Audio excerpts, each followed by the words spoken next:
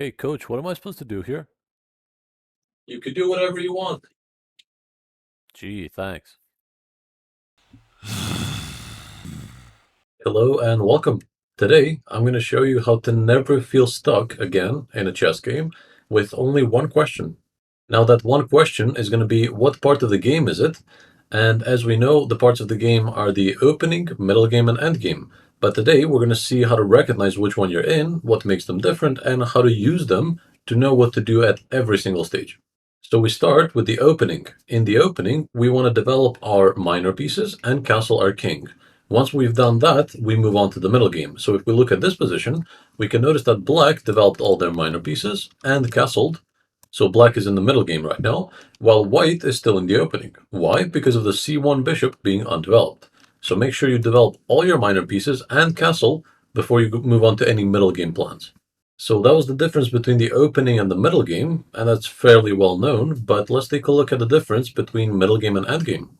So when it comes to the difference between the middle game and the end game, there are three schools of thought, and I'm going to teach you all of them just so you're familiar with everything.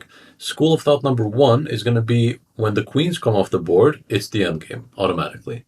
Now, the reason I don't personally agree with this too much is because the queens can be traded off very early.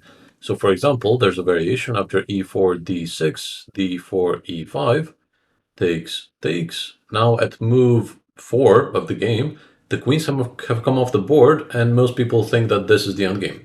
Now, personally, I don't agree with this because in the endgame, we're supposed to get our king up into the game. And if we do that here, if we start getting the king very much up, we're just going to get checkmated by so many pieces. This is why I think school of thought number two makes more sense. And this one basically says when each side has three pieces or more, pieces being everything except pawns or king, then it's the middle game. But if each side has two or less, let's just make this position happen. If each side has two pieces or less, then it's the end game. And I would say that this is about 90% accurate, so you can use this as a very good guideline.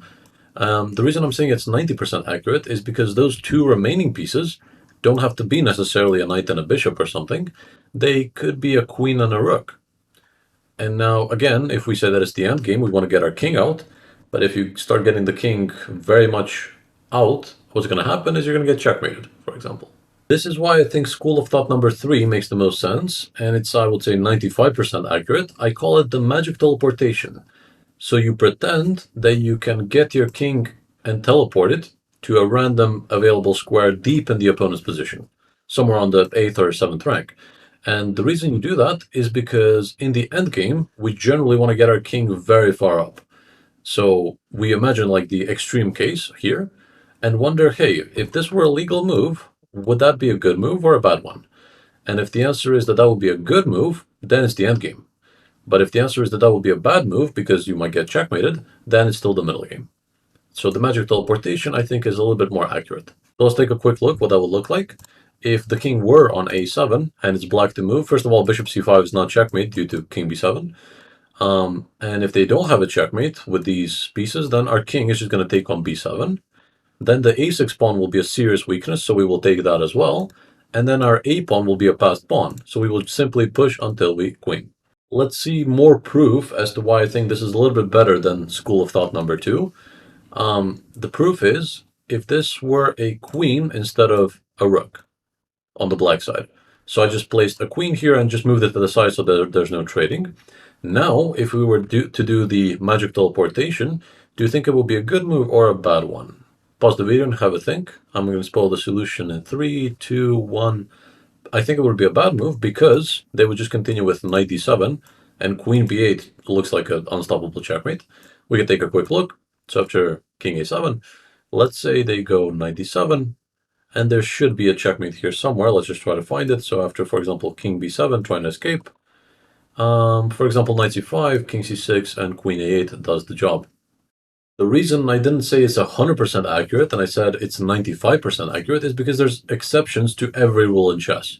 But this technique is something I've used successfully at a very high level to determine if it's the middle game or end game, which helps me know, is it time to get the king out into the game or not yet? So that is how you determine the difference between the opening and middle game and the difference between the middle game and the end game. The reason we want to be able to really pinpoint that instead of just kind of intuitively guess is because if we get it wrong, for example, if you ask this in a game and it's the middle game but you thought it was the end game, then you're going to have completely the wrong idea of what the position needs and what you need to do. Now to talk a little bit about what we have to do in each stage of the game. So at the start, in the opening, we want to develop all our minor pieces and castle. This is very important because at lower rated play, you will see players attack very early on with their limited amount of pieces instead of fully finishing development. Now let's just get to the middle game. In the middle game, it's very important that you improve your worst piece over and over again. This is something I talk about in my other video, which I'm going to link in the description below, how to properly improve your pieces in the middle game and never feel stuck there again. And if it's the end game, we said get the king up and going because your king is the strongest piece on the board. And the objective of the end game is not to checkmate, that's a big one. The objective is to promote one of your pawns. So we're going to try and win the opponent's pawns and create a passed pawn, and that passed pawn will be our ticket to victory. Congratulations, you made it to the end. A small recap of everything we covered today. So number one, whenever you feel stuck, ask yourself the question, what part of the game is it? Number two, we covered the difference between opening and middle game, as well as middle game to end game, how to recognize them. Number three, we said in the opening, you want to develop your minor pieces and castle. In the middle game, you want to improve your worst piece over and over again. And in the end game, you want to get your king up because it helps promote your pawns. If you have a second of your time, like the video to let me know that you enjoyed it, comment with any questions you might have, and subscribe on my channel to support me and see more content like this. Take it easy and enjoy.